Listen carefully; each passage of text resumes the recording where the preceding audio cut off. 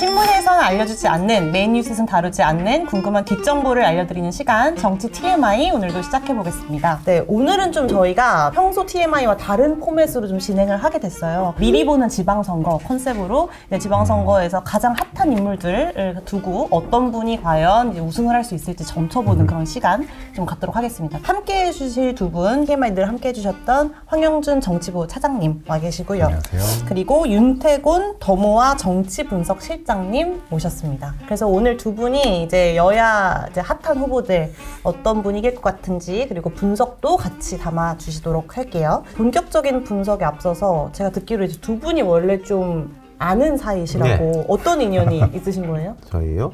네. 미남 클럽?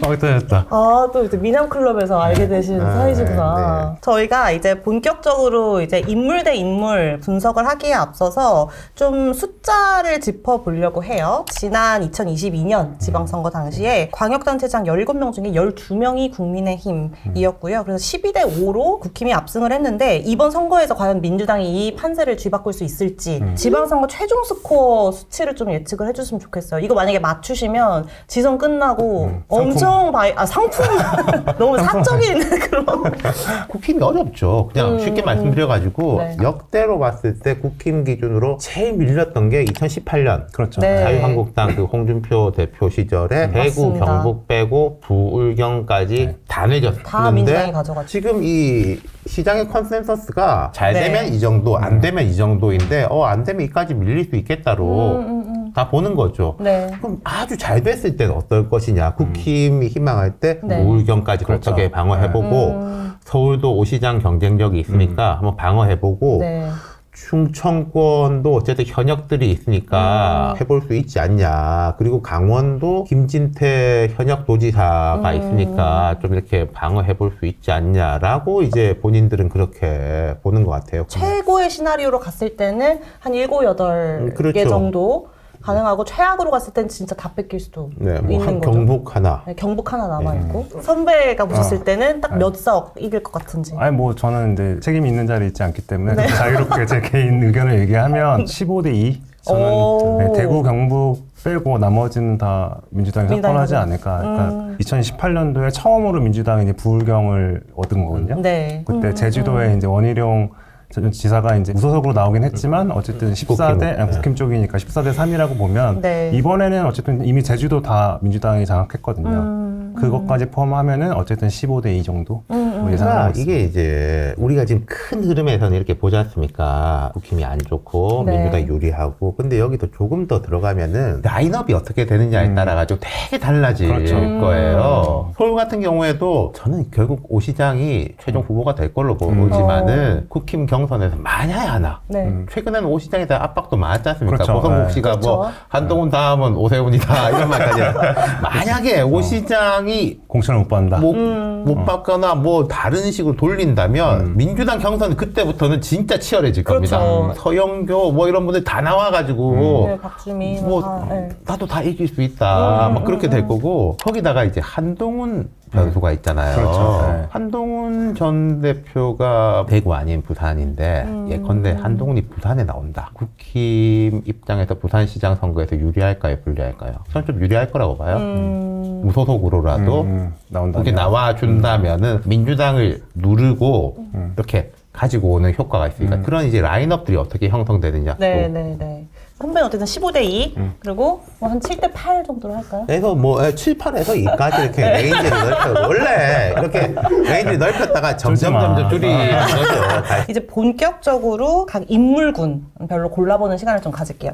처음으로는 저희가 서울시장 이제 네. 보려고 하는데 룰을 그 전에 간단히 설명을 드리면 지금 뭐 당내 경선도 아직 진행이 안 됐고 후보 출마자도 확정이 안 된 상태이기 때문에 저희가 무작위로 뽑을 겁니다. 그래서 선배께서 한 명 뽑아주시고 실장님께서 또 한 분을 뽑아주시면 그 순서로 저희가 1대1 월드컵을 진행을 좀 해보려고 해요. 일단 서울시장 먼저 보겠습니다. 대한민국 정치 1번지라고 하는 서울인데 저희 여기 통 안에 이름이 들어가 있고요. 선배께서 한 명 아직 뽑아주시죠. 룰을 이해를 못 하겠어. 위로. 나경원 국민의힘 의원. 시작부터 좀 센 분이 나왔네요. 실장님도 한번 뽑아주시죠.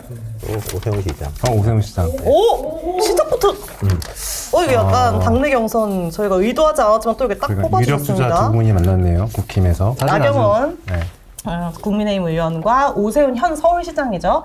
두 분이 이제 나왔다고 했을 때 선배는 둘 중에 누가 더 유력하다고 보세요? 아니, 뭐 그래도 일단 오 시장으로 봐야겠죠. 현역 프리미엄? 현역 프리미엄도 있고 지금 나경원 의원 같은 경우에 안 나온다는 얘기가 요새 좀 더 많아진 것 같아요. 네. 원래 그래서 나경원 의원이 뭐 난가병이 있다면서요. 모든 선거에 모든 선거에 계속 출마를 하셨던 분이라서 이번에도 또 어쨌든 중진이고 나오실 가능성이 계속 거론은 됐는데 만약에 경선 나왔을 때 오 시장한테 지면 얻는 게 없잖아요. 그쵸. 되더라도 의원직을 포기하고 출마했는데 안 된다. 그럼 이 판에 사실 나올 이유가 없는 거죠. 그렇죠. 나경원 의원이 애초에는 좀 생각이 있었던 것 같아요. 네. 그리고 이제 장동혁 체제하고 좀 호흡을 잘 맞췄지 않습니까? 그 지방선거 기획단 그거 해가지고 이제 그렇죠. 뭐 경선률 7대3 뭐 이런 이야기도 하다가 한동훈 제명 이야기가 막 나올 때부터는 가만히 그렇게 조금 꺼져 이렇게 있는, 한 발 두 발 이렇게 빼는 듯한 네. 느낌.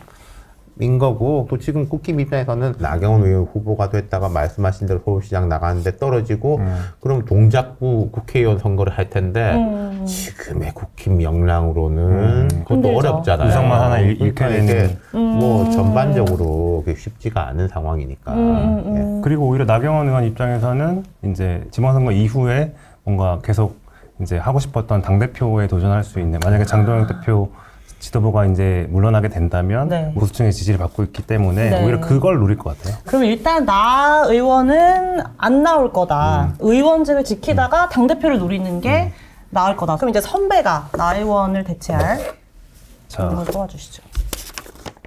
이준석 개혁신당 대표. 이준석 개혁선 대표 이분도 나올까 싶긴 일단 한데 붙이긴 해야 일단 되는 거죠. 붙여볼게요. 이준석 대 오세훈. 자, 선배 어떤 사진이 너무 잘 나온 사진인데? 일단 이준석 대표는 단체장은 이번에 못 나올 것 같아요. 네, 지방선거에서 사실 개혁신당 목표 자체가 광역의원, 네. 뭐 기초단체장 몇 명 이런 상황이라서 선거 지휘도 해야 되고 저희 동아일보 인터뷰도 했던데 네. 지선 나올 거냐, 그러니까 안 나온다. 뭐 이렇게 얘기했더라고요. 이준석 대표가 처음에 당 만들고 나서 한 번 이제 대표 자리를 비웠잖아요. 네. 그때 이제 당내에서 엄청난 이제 사단이 났어요.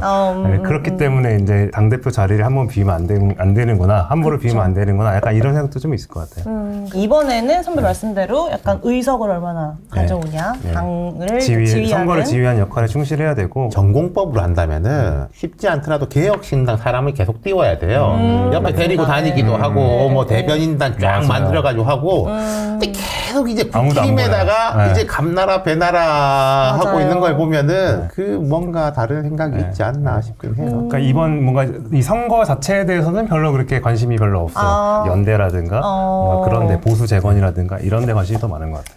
알겠습니다. 그러면 다음. 일단 여전히 오세훈 시장이 살아남았고 이제 네. 실장님께서 한 명 뽑아주시죠. 김민석 총리. 네.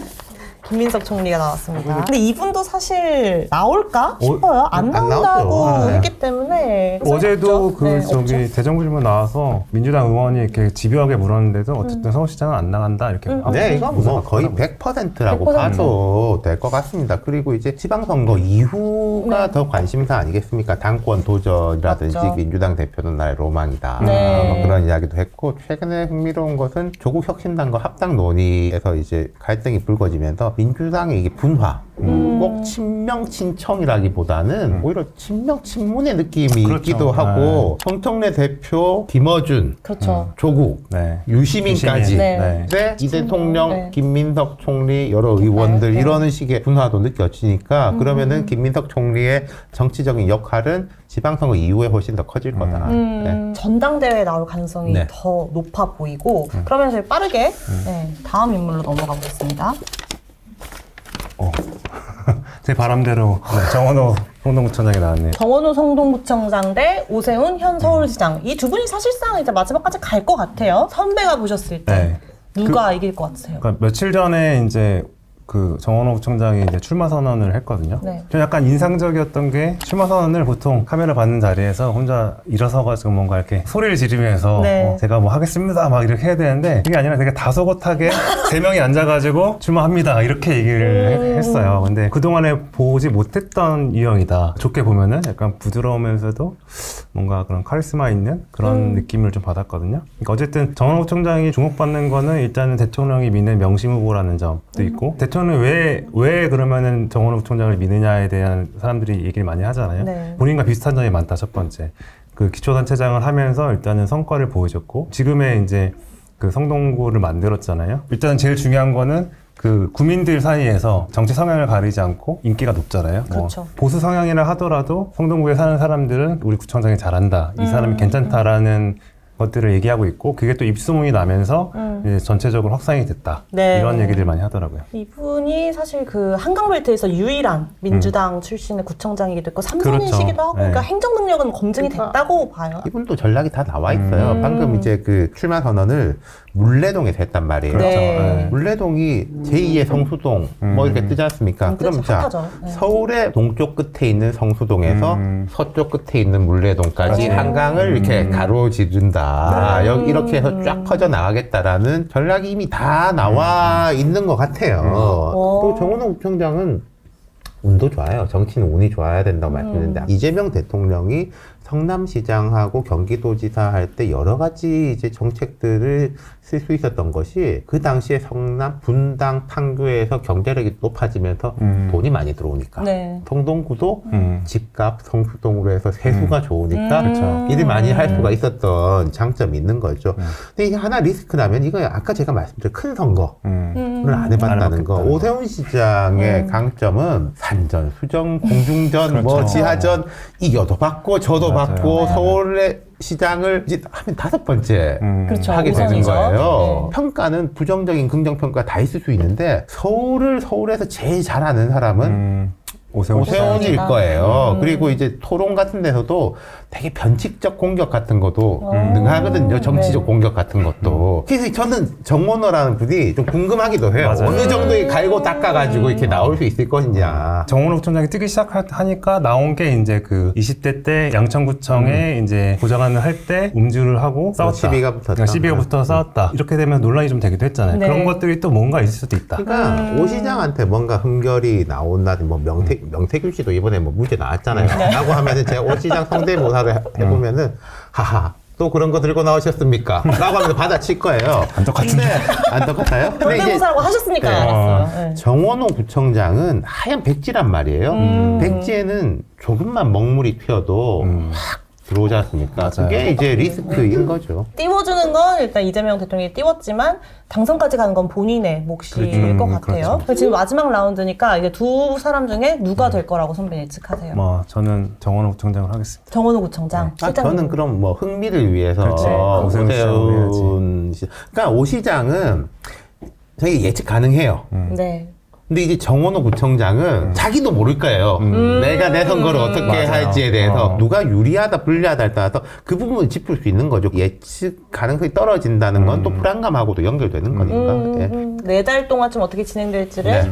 봐야 될 것 같다. 다음은 저희가 경기도지사로 넘어가 볼게요. 두 번째 격전지고요. 인구 1,400만의 거대 표심이 모인 경기도. 선배께서 한 분을 뽑아주시고 짜잔. 바로 김동연 나왔네요. 현 지사. 김동연 네, 현 도지사. 아, 추미애 의원.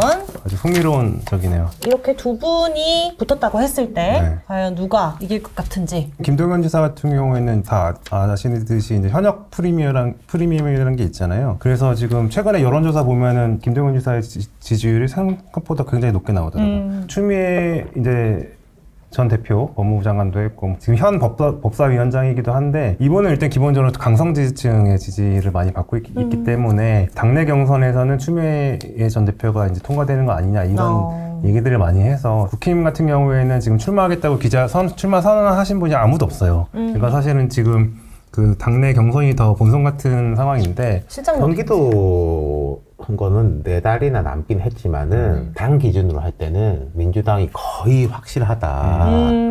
오히려 이제 그게 김동연 지사한테는 좀 핸디캡이다. 아무나 나가도 다 이기잖아. 네, 네. 아까 서울 같은 경우에는 오세훈이 세니까 정치 컨셉보다는 행정 컨셉으로 나가고 정치로 싸우는 건 당이 싸워주고 그런 식의 전략을 짜야 되는데 경기도는 뭐 아무나 되잖아. 약간 그런 거지 않습니까? 요즘 제가 흥미롭게 보는 거는 당내 문제들 있잖아요. 정청래 대표로 상징되는 쪽에 대한 그 친명 쪽의 거부감이랄까? 제가 그래서 만약에 김동연 지사라면 추미애 의원을 그쪽으로 밀어붙이는 거죠. 프레임을 그렇게. 결국 대통령을 흔들리는 사람들이고 나는 욕심 없는 행정가다라는 컨셉으로 접근한다면은 경선에서 대통령 지지층들을 끌어들일 수 상당히 흡수할 수 있을 것 같고 그리고 지금 계속 이야기 나온 곳이 대통령실에서 대통령 부동산으로 싸우고 한미 무역 문제로 싸우고 여러 가지 싸우는데 당만 정치 노름이다. 그러지 않습니까? 네. 딱 그 프레임을 가지고 간다면은 저는 경선에서 해볼 만한 승부가 될 거라고 봐요. 네. 그래서 약간 친명계 의원들 이제 또 그러니까 내가 갖고 친명이다라고 오면서. 하는 것보다는 저 사람은 그치. 정치꾼이고 시끄럽게 하는 사람이다. 나는 이게 얌전하고 뒷받침하는 사람이다. 네. 난 행정가다. 그럼 이제 누구를 남길까요? 일단 요거 남기지 말고 일단 뽑아놓고 좀 보류한 보류해볼까요? 상태에서 얘기를 좀 네. 해봅시다. 유승민 유승민 전 국민의힘 의원. 안 나와? 안 나. 바로 유승민 전 의원이 사실은 이제 가장 큰 변수 중에 하나인 것 같아요. 그러니까 혹시라도 이제 장동혁 대표가 경기도지사 내보낼 후보로 유승민 전 의원을 공천을 한다면 김동연 지사가 훨씬 유리해질 수 있다. 김동연 지사가 이제 그 부총리 출신이기도 하고 경제 전문가잖아요. 유승민 전 의원이 나오면 이분도 이제 경제 전문가이기 때문에 추미애 전 대표보다는 본인이 낫지 않겠느냐 이런 판단을 해서 장래 경선에서 좀 더 유리할 수 있다 이런 얘기들 많이 하더라고요. 실장이 보셨을 때는 어떻게 그러니까 보세요? 유승민 전 대표가 지금 국힘 내에서 뭐 여러모로 상황이 안 좋지 않습니까? 뭐 배신자론 뭐 이런 것도 있고 한데 국힘이 너무 안 좋으니까 나간다고 하면 내보내는 줄 것 같긴 해요. 경기도에 워낙 나갈 사람이 그쵸, 험지죠, 없으니까. 지금 그리고 국힘에. 이제 오세훈 시장 쪽에서는 좀 바래요. 같이 그래도 서울 그렇죠. 경기 같이 이렇게 해야 좀 그래도 좀 시너지 효과가 시너지 나고 효과 있죠. 너무 약한 사람이라든지 아니면 약간 윤어게인스러운 사람이 나오면은 내 발목 잡는다. 그 경기도에도 유승민 정도가 나와줘야지 좀 좋다인데 근데 유승민 전 대표는 나가도 쉽지는 않잖아요. 그럼 그 다음이 있어야 되는 건데 네. 이걸 바탕으로 뭘 할 거냐 당권에 도전할 거냐 그런 게 이제 늘 쉽지가 않은 것 같아요. 그래서 별로 가능성을 높게 보진 않는 것 같습니다. 출마 자체에 대해 가지고. 그럼 일단은 다 한번 뽑아볼까요?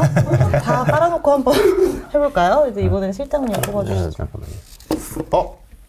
이분이 누가 나오셨죠? 우리 미남 클럽 미남클럽의 또 한준호 의원. 잘생겼다. 세 사람이 나오면은 되게 재밌을 거예요. 지금 한준호 의원이 특히 이번 합당 국면에서 정청래 대표 강하게 압박하고 비판했죠. 있고 네. 그 대통령한테 감사패도 받았어. 누구나 다 인정하는 친명이지 네, 않습니까? 명심 후보를 강조하죠. 근데 한준호 의원이 경기도 경선에 나온다면 김동연을 압박하는 게 아니라 추미애를 압박할 거란 말이에요. 아까 말씀드린 대로 뭐 정청래 같은 대통령 힘들게 하는 사람 식으로 그러면은 이제 김동연 지사 입장에서는 두 사람의 싸움을 이렇게 약간 즐길 수도 있는 것이고 네. 추미애 의원 입장에서는 양쪽을 다 상대해야 되는 되게 재밌는 판이 벌어질 수가 있을 것 같아요. 저는 사실 지금 그 제일 궁금한 선거 부분이 이 부분이거든요. 네. 한준호 의원이 후보가 될까 아니면 추미애 이제 대표가 될까. 지난 전당대회에서 어쨌든 박찬대냐 정청래냐라는 관심이 쏠렸던 게 신청이냐 친명이냐 그렇죠. 뭐 이런 거였잖아요. 과연 이번에는 2차 대전이라고 한다면은 당원들이 한준호를 선택하느냐 추미애를 선택하느냐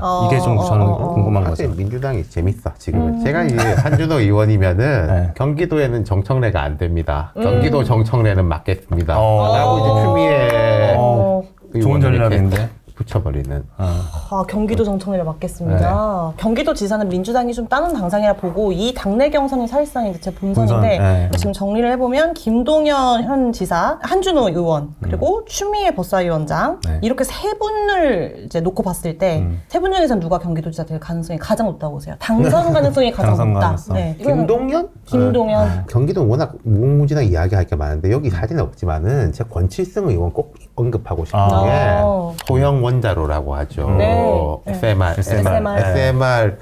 아, 전 되게 흥미롭게 봤어요. 이거 어차피 나와야 할 이야기고 민주당 입장에서는 지지율이 지금 높을 때 이거 누군가가 정치인이 책임져주고 하면 대통령 입장에서는 되게 고마운 거란 말이에요. 용인에 있는 뭐 반도체 산지를 뭐 호남으로 옮긴다 만다 이런 이야기가 나왔으니까 권칠승 의원이 재밌는 변수가 될 것 같아요. 그 이슈를 들고 나온 게. 선배가 보셨을 때도 권칠승 의원. 아니요, 저는 관심 없습니다. 아니 그러니까 저는 의제화에 의제화를 하셨군요. 그러니까. 그러면 권칠승 의제화하셨고 선배가 보셨을 때는 그러니까 저는 이제 지난해 전당대회 이후에 당내 선거 중에서 재밌는 포인트가 한준호 대 추미애다라고 보는 거고, 한준호 후보는 상대적으로 인지도나 이런 게 떨어지고 네. 그러니까 중량감이 지지층 사이에서 주목을 받지 못했는데 이번 국면을 계기로 다시 친명이 좀 이제 주도권을 쥐는 그런 국면으로 가는 게 아닌가 싶어서 네네. 한준호 의원이 뭔가 최종 후보로 되지 않을까. 당내 후보. 보수와 진보 싸움을 이렇게 친명 친청 구도로 계속 가는 게 좀 재밌긴 한데 어쨌든 경기도지사도 이제 눈여겨볼 만한 것 같고, 그럼 저희 마지막 격전지 이제 부산시장 보겠습니다. 이제 지난 선거에 이제 국민의힘이 압승을 한 곳인데 이번에도 과연 국민의힘이 자리를 지킬 수 있을지를 좀 관전 포인트로 보고 선배가 먼저 뽑아주시죠. 자, 네. 바로? 전재수 더불어민주당 의원입니다. 가장 유력한 후보 중에 한 명이죠. 네, 저는 박형준 부산시장. 박형준 현 부산시장 그리고 전재수 전 해수부 장관이죠. 이 두 분이 나온다고 했을 때 과연 누가 이길 거라고 한 분 예측하십니까? 저는 이건 좀 예측하기 어려울 것 같아요. 그러니까 어쨌든 흐름상 민주당이 부울경 선거에서 이길 가능성이 높기는 한데 네. 전재수 전 장관 자체가 이제 통일교 의혹도 있고 통일교 이슈가 요즘 보면은 기사도 별로 안 나오잖아요. 뭐 나와도 또 뭐 하던 이야기 또 하는 것 같고 막 이러니까 최종적인 합업 판단까지 제가 모르겠습니다만은 6월 선거까지 크게 뭐 발목을 잡을, 그리고 국힘이 능력이 좋아가지고 네. 막 이걸 뭐 파가지고 뭔가 폭로하고 그럴 것 그런 건 같지도 아니죠. 않고 네. 둘 다 부산 분인데 박형준 시장 같은 경우에는 고등학교 서울에서 나왔어요. 네. 오세훈 시장하고 이제 고등학교 선후배 사이인데 그리고 박형준 시장은 부산에서 비판적으로 말하는 분들이 동부산 시장이다. 무슨 말이냐면 해운대, 뭐 광안리, 수영 이렇게 잘 나가는 쪽만 그동안에. 하는 사람이다. 근데 전재수 전 장관은 부산 토박이인 거고 들어보셨는지 모르겠는데 구포시장이라고 땀 냄새 나는 그런 쪽이라서 대립각이 딱딱 서요. 뭔가 되게 재밌는 선거가 될 건데, 근데 부산은 또 특징이 늘 국민의힘이 여론조사보다 높게 나옵니다. 네. 부산 사람들이 이게 막판에 그래도 뭐 그래도 이렇게 네. 턴하는 게 우리가 납니다. 있는 것이고, 근데 박형준 시장에 대한 부산 그 시민들의 평가는 어때요? 홍익 뭐 보시기에? 좋지 않은 것 같아요. 그러니까 이제 아까 오세훈 시장 비슷한 면이 있는데, 근데 오세훈 시장은 어쨌든 서울을 제일 잘 아는 사람이고 서울시장은 5번째 나온 사람이잖아요. 그렇죠. 근데 박 시장은 2021년에 들어가고 네, 그 전에 재보선 비례대표 나와서. 국회의원하고 주로 서울에서 활동했기 때문에 그렇죠. 오 시장만큼 부산 전문가다라고 하기는 쉽지가 않죠. 두 분 중에 누구를 살려야 될까요? 어렵네요, 진짜. 그러게요. 이게 저는 거의 결승 느낌이라. 여기다가는 재보궐선거까지 붙여가지고 이야기하면 더 같이. 재밌지 않을까. 전재수 전 장관이 거의 99% 출마를 하니까 그럼 그쵸. 여기는 자리가 비는 거 아니겠습니까? 네, 그렇죠. 네. 네. 한동훈 전 대표나 조국 혁신화 대표가 이제 같이 끼면 더 재밌어질 네. 것 같아서 제가 마침 사진을 뭐 이 두 분이 꼭 마침. 부산에 나오라는 법은 없지만 그렇죠. 어쨌든 두 분의 이제 빅매치가 성사되느냐 안 네. 되느냐가 큰 관심이긴 하죠. 서울법대 동문이고 한 분은 전직 국민의힘 대표였고 한 분은 조국혁신당 지금 대표를 맡고 있고 두 분이 굉장히 비슷하면서도 또 다른. 두 사람 다 서로 너 때문에 고초를 겪었다고 생각하는 게 있죠. 그러니까 그렇죠. 이제 조국 대표는 그 수사 가족에 대한 수사할 때 한동훈 대표 검사였으니까 네, 반부의 그래서 부장, 제가 이제 대검에. 고초를 겪었다고 생각하고, 한동훈 대표는 그 수사 이후에 좌천과 탄압의 시작이었다 생각하는 거고. 그 빅매치가 성사가 될까요? 둘 다 처지가 약간 다른데 마음이 쫓기는 건 저는 조국 대표가 조금 더 쫓길 것 같아요. 이게 합당이 성사가 안 됐잖아요. 근데 사실 소수 정당이 큰 정당을 압박하려면은 같이 죽자. 근데 나는 죽으면 내 한 몸이지만은 너는 훨씬 더 크게 다치잖아. 이준석 대표가 그런 전략 잘 쓰잖아요. 근데 지금 조국 혁신당은 민주당 앞에서 슈퍼 을이 아니라 그냥 을인 느낌이잖아요. 계속 뭐 선거 연대 이야기하고 있고 우린 다 열려 있다. 우리는 국민의힘을 이렇게 누르는 게 목적이지 뭐 민주당의 대체제가 아니다라는 식의 이야기 듣죠. 약간 처분만 바랍니다라는 식. 이래가지고 그러면 이제 민주당이 또 조국 대표한테 뭐 어떤 단일화라든지 무공천이라든지 하기 위해서는 정청래 대표가 먼저 그 이야기를 하면 이른바 반청들이 네. 들고 일어날 수도 있고 그러니까 조국 대표 입장에 그렇다고 내가 먼저 어디를 찜하기에는 그렇죠. 네. 또 뭐가 눈치가 보이고 그리고 한동훈 전 대표가 지금 이제 부산 지역구로 재보궐에 출마를 할 가능성은 있다고 보세요. 그러니까 이게 저는 일종의 치킨 게임 같아요. 그러니까 워낙 둘 다 거물이기도 하고 차기 대선 주자들 후보군에 있는 분들이잖아요. 네. 그렇기 때문에 누군가 먼저 일단 질러야 되고 한 명이 그러면 붙을 거냐 마냐 할 때 빠질 것 같은 느낌? 조국 대표 같은 경우는 고향이 부산이잖아요. 네. 한동훈 대표가 물론 부산에서 근무를 좀 하긴 했는데 대구만큼의 지지세가 있는 것도 아니고 또 옛날부터 부산은 약간 야도로 불렸거든요. 그렇기 때문에 한동훈 대표가 먼저 부산을 찍고 내가 여기서 출마하겠습니다. 조국 내려와. 이렇게는 못할 것 같은 느낌인 거죠. 네. 어쨌든 한동훈 전 대표는 내가 결정하면 돼요. 방금 말한 대로 여러 가지 계산을 이렇게 해서 하겠지만은 네. 근데 조국 대표는 내가 결정한 게 아니라 이 민주당이 어떻게 할 건지를 계속 봐야 하는 게 있는 거예요. 그럼 민주당이 예를 들어서 너 가서 한동훈하고 붙어 라고 할 수도 있는 건데 그게 이제 약간 차이점이 있는 것이고 조국 대표는 조금 더 안전한 곳 수도권을 원할 수도 있겠다 이런 생각이 들고 흔히들 대구가 민주당 표가 작으니까 네. 국힘을 이렇게 누르면 되는 거 아니야라고 생각할 수 있는데 대구에서 한다면은 조용한 선거가 될 수 있어요. 대구시장 선거가 재미없으면은 여기는 그냥 재미없는 그들만의 리그가 되는데 부산에 뛰어들면 부산시장 선거하고 엮인단 말이에요. 네. 박현준 시장 입장에서 한동훈이 무소속으로 출마했을 때 어떤 입장을 취할 것이냐.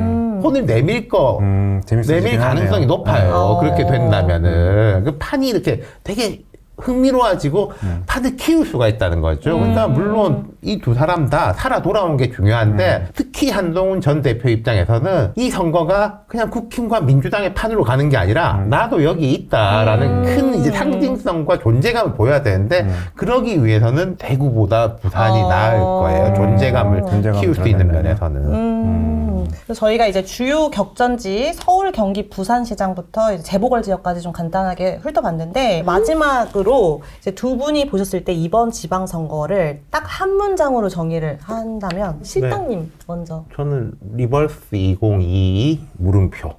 오, 리버스 2022 물음표 어떤 의미인가요? 윤석열 전 대통령 워낙에 임기 초에 시작한 뭐 극허니문 선거였기 때문에 쭉 나간 거고 지금은 그래도 대통령 취임하고 1년 만에 벌어지는 선거잖아요.